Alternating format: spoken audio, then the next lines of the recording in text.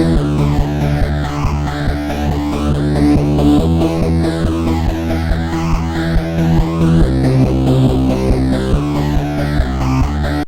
guys, in this video series we're going to be showing you guys how to upgrade the audio in your Toyota Tundra using our plug-and-play amplifiers, speakers, and even our subwoofer enclosures. In subsequent videos we're going to take you through step-by-step installation videos so you can get it done yourself. Alright, in this particular video we're going to be providing you with an overview of the stock stereo and a few of the challenges that we're going to need to overcome.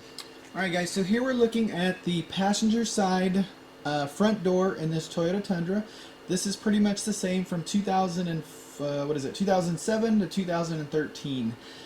Alright, so in the second generation Tundra, upgrading the speakers, we have the front speakers, we have 5 different challenges we have to overcome. And using our products, we're going to show you guys how to overcome these and be able to install new aftermarket component speakers really quickly and easily. Alright, so the first challenge is the stock tweeter up in the dash and the stock speaker that you see here are wired in parallel, and basically what that means is when you disconnect the stock tweeter up on the dash, this door speaker will stop working. So we're going to show you, or in subsequent videos we're going to show you a couple different options on how to install new component speakers using all your stock wiring, and you won't have to cut or splice anything. Alright, so the second challenge we have is when you remove the stock tweeter with a strange hole, so you need to have an adapter that allows you to install aftermarket tweeters up in the dash. And we'll show you in subsequent videos again using we've made custom adapters that are how do I say this, they're customizable for your particular set of components. The third challenge is when you remove, when you remove the stock speaker here, and I'll zoom in a second and show you. You're going to end up with an odd-shaped hole, and we offer speaker adapters for those that help you install anywhere 6x9, 6.5, or 6.75 inch speakers in the front door of your Toyota Tundra. The next challenge you're going to have on on both the stock tweeter location and the stock door location are the Toyota-specific wire harnesses. We offer plug-and-play harnesses that plug directly into the stock wiring. That way you don't have to cut, splice, or basically modify your truck. Let me zoom in on the speakers and I'm going to show you how to get those done.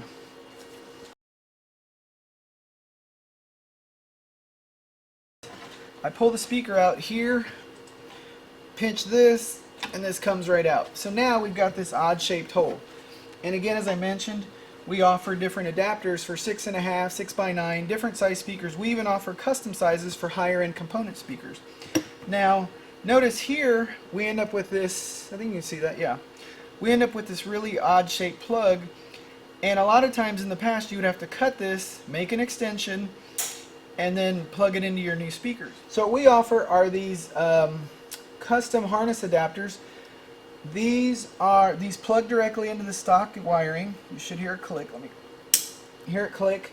You get 36 inches of 16 gauge lead, and then we can run this through here, and we'll show you in subsequent videos how to get this routed. But now you didn't have to cut your factory wiring.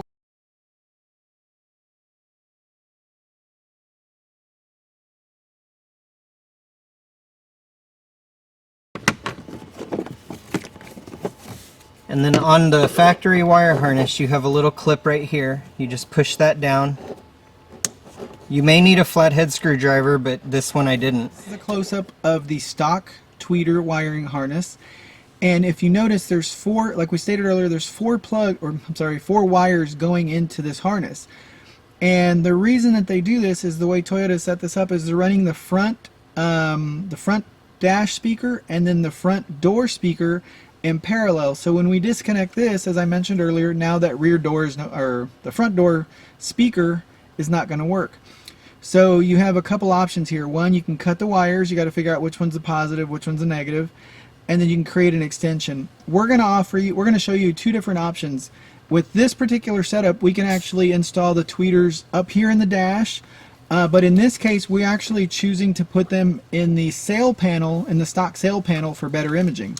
But either way, Mike's got in his hand our plug-and-play harness. Let me see if I can zoom out just there. Okay. You'll hear it click. Okay. So then now we're gonna, in the next part of the video, we're actually, or how do I say this? In the how to install component speakers video, we'll actually show you a couple of the options. Here we just want to show you, again, this is just an overview on your stock system and some of the options you've got.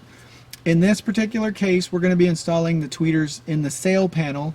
And I think we'll cover it both ways in the video, whether you want to put them here or in the sail panel, it's up to you. Alright, so here we're looking at the rear door in this Toyota Tundra. It's going to be the same for the 2007 to the 2013 model. Now, this video series is on the non-JBL setup, so please don't confuse the two. Alright, so here you can see a speaker that sort of resembles a 6.5-inch speaker. When we remove these 3 bolts, we're going to end up with a funky hole, and that's where one of our products comes in. We have for adapter plates that make it easy to install aftermarket speakers. Alright, so here we're looking at the passenger side front seat.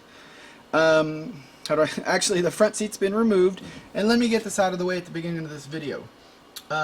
In subsequent videos, we're going to take you through detailed installation steps. So some of the stuff you see here, I'm just going to skip over really quick but we do cover it in subsequent videos on how to get all this stuff installed. So with that out of the way, I just want to give you a quick overview of how all this stuff ties together. Alright, so first off, some trucks have the carpet cut, some don't. We'll cover that later. Here you can see our amp rack is designed specifically for your Tundra. These are stock mounting locations. They're here from 2007 to 2013 Tundras. Here we've got the other mounting location. We include these mounting bolts as well. They fit right in here. Tighten them up. The amp rack mounts into place, nice and snug. It stays above your air vent. Boom, place to mount your amp. Now, we offer a 4-channel amplifier. We offer 2 mono or subwoofer amplifiers. Let me cover each one of these individually. Alright, so the 4-channel, what we're going to do is we're going to take the signal from your stock head unit or even your aftermarket head unit.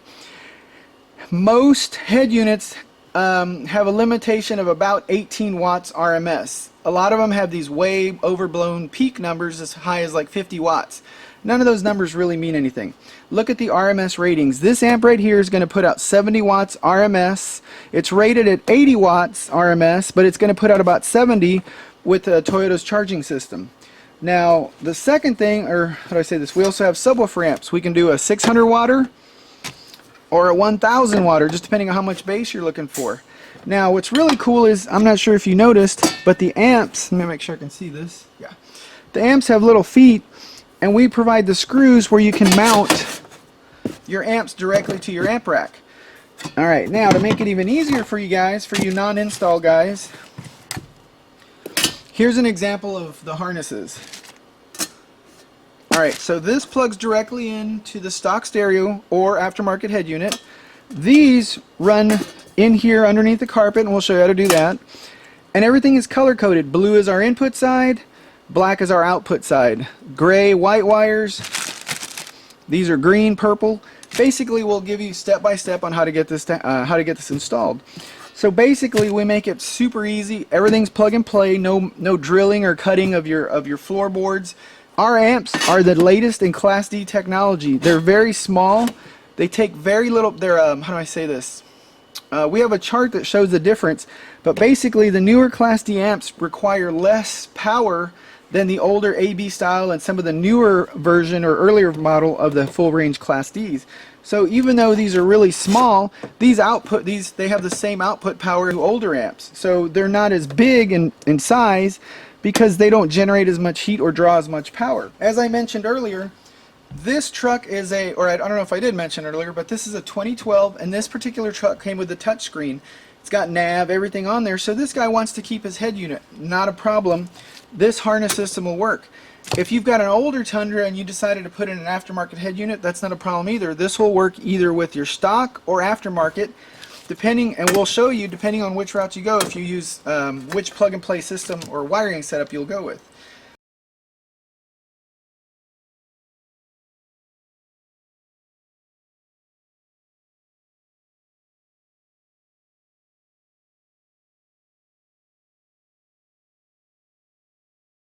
Before we do, I wanted to give you a quick overview and show you what the amp rack looks like when it's installed. Alright, first off, we've got it bolted in. You can see it's not going anywhere. We've attached the mounts or the screws and the amp well, how do I say that? Let me rephrase. We attach the amp to the amp rack using the provided screws. All the wires have been connected, and again, I know I sound like a broken record, I'm sorry, but there's other videos that take you through this step by step. Might look intimidating to some of you guys, but it's actually really easy.